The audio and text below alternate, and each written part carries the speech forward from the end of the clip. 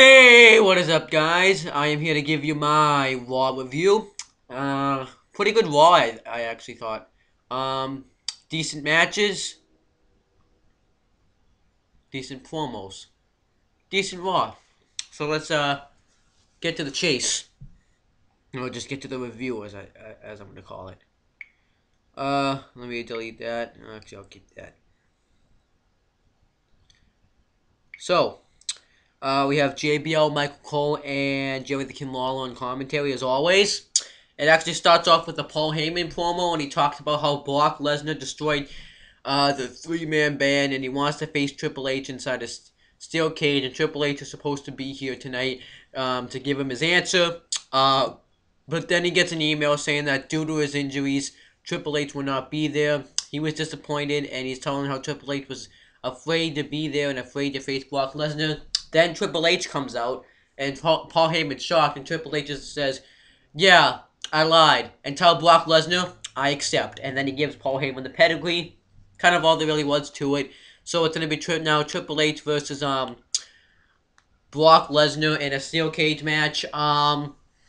So far I think Brock Lesnar should win because it will make him look really well.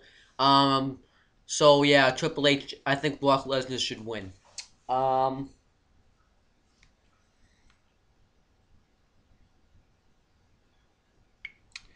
so then we have um, R-Truth versus Antonio Cesaro. R-Truth sings his "What's Up" theme song that he's saying when he came into the WWE. Then Antonio Cesaro comes out and says, "This is how you do it," and then he yodels. I think he's just kind of going down the trash can right now. What do they call it? Um, he's going down the toilet. His career is just going down the toilet. He went from being a great United States champion, having great matches, until to this. He yodels now. Um, good. The best part of this match is when Antonio Cesaro gave R-Truth an uppercut to the back of the head. Other than that, R-Truth just hit him with the pay dirt and won the match. Nothing really much to say. Antonio Cesaro is just go. Is just gonna. Is just his career is going nowhere right now. He pissed somebody off. I guess he's gonna pay the price, but we're actually paying the price as well for having to see like a great wrestler like Antonio Cesaro go on a losing streak. I don't think he's getting that United States Championship back now. He's not even get his gonna get his rematch clause. So that pretty much that whole United States Championship, he made it look good, but that was just like a waste of time considering when the career path he's been going on. So R-Truth did beat Antonio Cesaro though.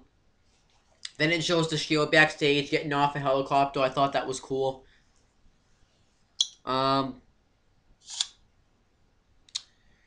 we get Brodus Clay with Sweet Tea and the Funkadactyls versus Damian Sandow with Cody Rhodes.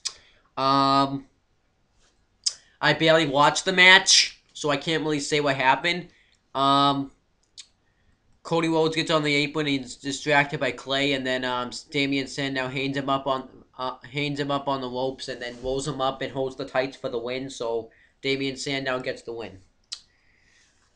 Then it shows Dolph Ziggler cashing in Money in the Bank. Dolph Ziggler's backstage. He's flirting, calling like something beautiful. We think it's AJ, and ends up being the World Heavyweight Championship. AJ comes up and says Ziggy Kins or something. I forget exactly what she said, but she said, "You're not trying to make me jealous, are you?" And she said, and he says no. And then they talk about how AJ could possibly get the Divas Championship. They make fun of Caitlyn by saying that like she's the size of a hippopotamus. I thought that was funny. Then they kiss, and then Big E's back there, and he tells Big E to leave. This is Dolph Ziggler and AJ time. Vicky Guerrero comes up and screams, "Excuse me," to in his ear, and then Brad Maddox says, "Vicky, Dolph, we have some bad news." And then Vicky's like, "Bad news? This is good news." Because Dolph said to have a match with Chris Jericho, and so Vicky announces that if Chris Jericho wins the match, the world title match would become a fatal four-way match. And then they and then and then Vicky makes a joke and Brad Matters is like, "That's a good one," and he high fives Vicky Guerrero, and then he goes to high five Dolph, but he gets completely rejected. So then they leave, and AJ says that he wants to beat the. She pretty much says that she wants to beat the crap out of Vicky Guerrero, and they then he's like, "We'll do it later," and then they just kiss. So that wasn't really anything special. Um, and we get the Make a Wish Foundation ad. It's John Cena talking about it. Kind of already know what it is. It shows CM Punk's promo from last week. The Shield are backstage. They talk about how Undertaker's been the dominant phenom for a long time now. And tonight he's gonna finally feel what justice is like. Um, we get Chris Jericho versus Dolph Ziggler with AJ Lee and Biggie Langston. And if Chris Jericho wins, he gets into the World Heavyweight Championship match at Extreme Rules. They always have good matches, but I did like this match, but this match wasn't as good as the other matches that they have had. Jericho hit, Dolph Ziggler starts dominating. One point, Dolph Ziggler gets outside the ring and kisses AJ, and Chris Jericho kicks him in the back of the head. Another point, Ziggler's dominated him. Then Jericho ends up coming back. He goes for the Lion Saw. Biggie Langston punches him in the head. He tries to win it there, but Chris Jericho kicks out. Dolph Ziggler ends up doing jumping DDTs. Jericho does Chris Jericho does a superplex to Dolph Ziggler off the ropes. Chris Jericho hits the cold breaker on Dolph Ziggler and tries to pin him, but he gets his foot on the rope. Then he hits the wall. He gets him in the walls and then AJ Lee starts distracting the referee. Biggie Langston tries to get involved again, but Chris Jericho hits the springboard leg drop on him. Then he gets Dolph Ziggler in the wall. So Jericho Fandango's music plays, and then that distracts him.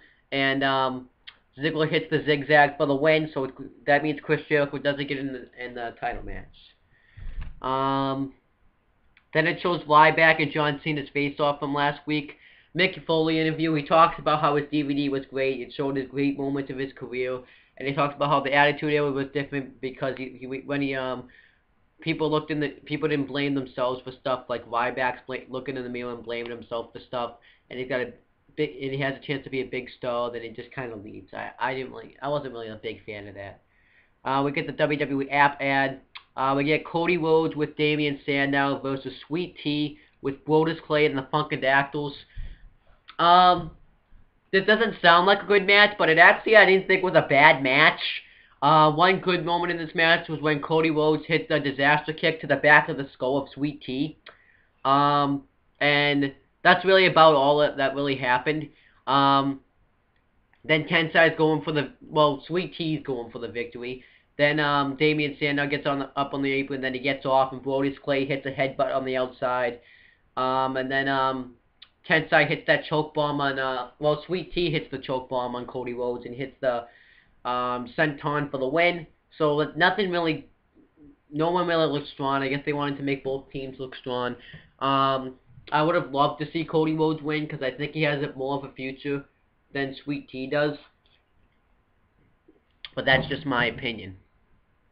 Oh, I should mention, though, that in the Damian Sandow match, there was a fan that was dressed like Damian Sandow. It was awesome. It was hilarious.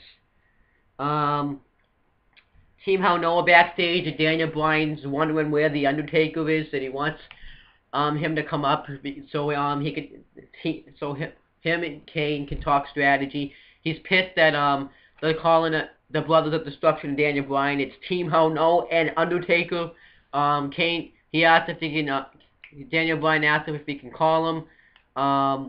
Kane says that you can't, do you think The Undertaker's the kind of person that carries a cell phone around with him? Then, Daniel Bryan says, why are you so mad? Is this because I haven't hugged you? And Kane says, no. If I get The Undertaker, we not go over this plan. And one of the plans, though, was that Daniel Bryan was going to stop the match. And I'll tell you, that was a rat, and not the one that's at my house. But then Kane warns Daniel Bryan not to hug The Undertaker. The Shield attack Team How No and lay him out. So, that the question is whether Team Hono was going to be able to compete, or Undertaker was, and if Undertaker was going to go in the match alone. So then it shows the Shield attack Team Hono. We get a SmackDown rebound for the Big Show and Randy Orton versus Big Show and Mark Henry versus Randy Orton and Sheamus, and then they didn't really do anything after that. So we get a Ryback interview. He talks about how he enjoyed leaving John Cena to defend for himself against the Shield, and he wants to call out Mick Foley to come say what his problem with him to his face. And then he says Ryback rules, so hopefully that will be the new chant. We get Big E Langston versus Zack Ryder. Didn't watch the match. It was a squash match. Big E Langston hits the big ending, which is that weird finisher he does on Zack Ryder for the win. That's all that really happened. Then we get it shows the full All Mankind of the Life and Career of Mick Foley DVD ad.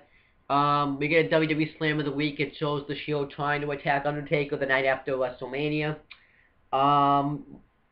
Then Undertaker comes out, and Team Hell No don't end up coming out. So then the Shield come out, and Undertaker's corner. He tries to fight him off, but the numbers game becomes too much. But then Team Hell No ends up coming out to make the save. So then we have the match.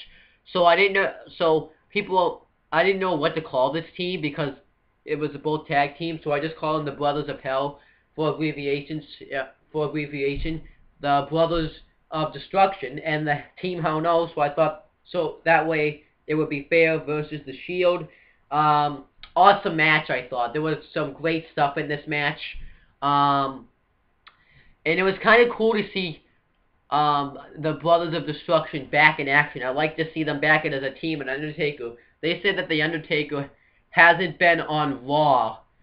This was the first time competed on Raw in 3 years. So I really like that they did this, and I kind of hope we can see Taker do stuff like this more often. Not like every week, but like maybe like every few months, just have him do 6-man tag matches like this, because I think he can work matches when he's with a partner. And they didn't really have like it started out with them dominate the Brothers of Hell dominated Dean Ambrose, but they did have Taker in the match, but they didn't have him in there a lot. It was mostly Kane and Daniel Bryan. Kane ends up getting dominated with the Shield, and he gets a drop kick from both Dean Ambrose and Seth Rollins. Roman Reigns starts dominating Kane. They just kind of work over Kane. Then Kane gets the hot tag on Daniel Bryan. He starts cleaning house. He does a suicide dive on the outside to Seth Rollins.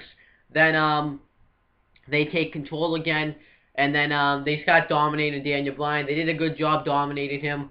Roman Reigns did like a punch to the ribs. I have a feeling that Roman Reigns is somehow like related to The Rock, but I don't think he is. But I can see him going forward when he gets out of the Shield.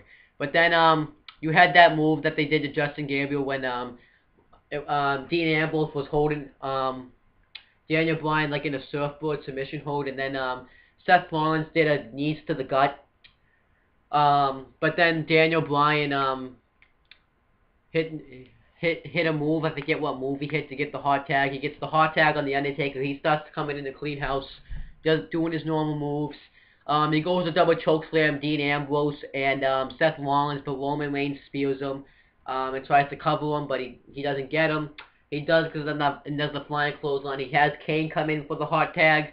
Then he chokeslams Seth Rollins. Then he tags Daniel Bryan in to do the flying headbutt, but Roman Reigns intervenes, and Undertaker and Kane attack Roman Reigns and Dean Ambrose on the outside. Daniel Bryan goes for the flying headbutt. He misses, and Seth Rollins pins Daniel Bryan for the win. That is awesome. Now, I posted, if you didn't see my post on Facebook and my tweet on Twitter, I posted, actually, I forget what I posted, because I don't remember word for word. Let me see what it was.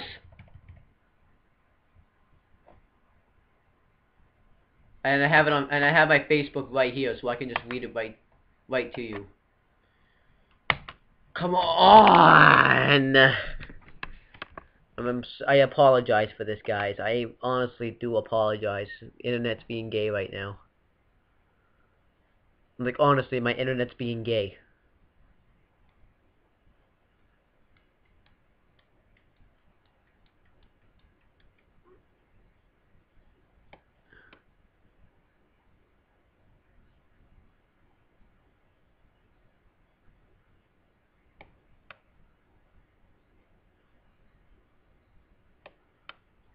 Let me see if I can find it.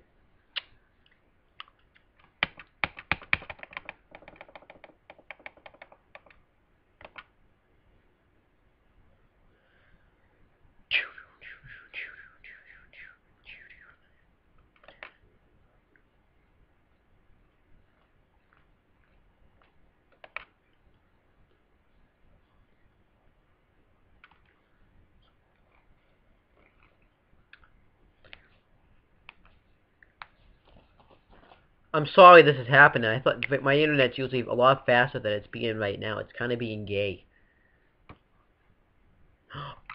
Oh, I remember what I wrote now. I wrote, just when you think the Shield can't get better and better, they do. Give me your thoughts. What's next for the Shield? And I want you guys to do that in this video. Give me a comment. What do you think is next for the Shield? Because this is actually, JBL said this during the match. This is gonna be one of the greatest stables. Well, he didn't call it a stable, like a trio in history, and I actually agree with them because the Shields look dominant. The Four Horsemen was good. NWO, Evolution, they were actually good. I think they would be better, but the Shield is getting up there though. I think actually maybe a little, but they can't keep them together for too long. But I think they should keep them together now. And they do more later in the night. But then we get a WWEshop.com ad. Mick Foley and John Cena are backstage. John Cena thinks it's a mistake for Mick Foley to go out there, but he tells him how many mistakes that he's made and he's paid for them. And John Cena tells him that if he goes out there and he hands him to take the chair with him. So yeah, that was my thoughts right there.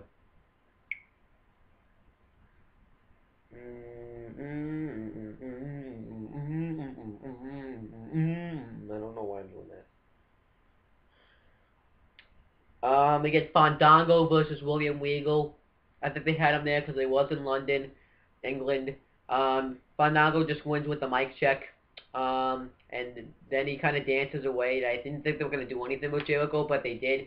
He ambushed him from behind and threw him off the stage. He kind of looked like a heel doing this, though. Like the way he did when he attacked CM Punk on the stage early last year before Mania. That's the way he looked. But, then he dances with the chick that he's with, and definitely a match coming for Extreme Rules. But speaking of which, they actually did announce a match between Ryback and John Cena at Extreme Rules. Then they get the SmackDown ad. I think it was just Randy Orton. But I will announce, they did announce on SmackDown that it will be Alberto Del Rio versus Jack Swagger in a no disqualification match.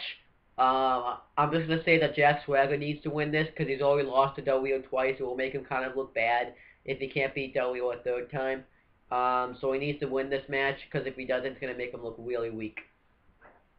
Then we get AJ Lee versus Oksana versus Naomi versus Tamina Snuka versus Layla in a battle royal, and the winner becomes the #1 contender to the Divas Championship with Caitlyn on commentary. One funny thing was Caitlyn was talking about how she won season 3, and she said, "Michael Cole, that was your favorite season, wasn't it?" It's like, "Oh yeah, I love that season." But like all that season was just Michael Cole trashing it, so I thought that was funny. But at one point in this match, Tamina Snuka kicks AJ in the head, and she's like knocked out the rest of the match, and then Layla is left in the match, and then she goes to throw AJ over, but she just rolls her. But then she just was playing possum, and she goes underneath the ropes, so I don't really care for that.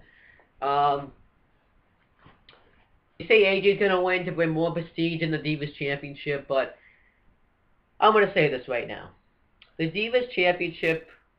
Look, the Divas division has looked like shit. I'm not going to sugarcoat it. It's looked like shit pretty much ever since I've started watching WWE, and then I had to go back in time. the leader Trish Stratus stuff, all that stuff was great, right? I don't think that AJ putting the Divas Championship on AJ is going to change anything. One, they barely have any Divas anyway, so what would be the point? She would just be holding it like a flop. The only reason I can see them putting it on her is to make Dolph Ziggler and AJ look good as a stable. That's it. Nothing else is going to really be done. It's just going to be a flop still. But I could see AJ winning just for that reason, though. Again, No One Lives. Brodus plays in the movie. He's like a killer. Pretty badass. This is the way they should be using him now. That wasn't the way they could use him, but they don't.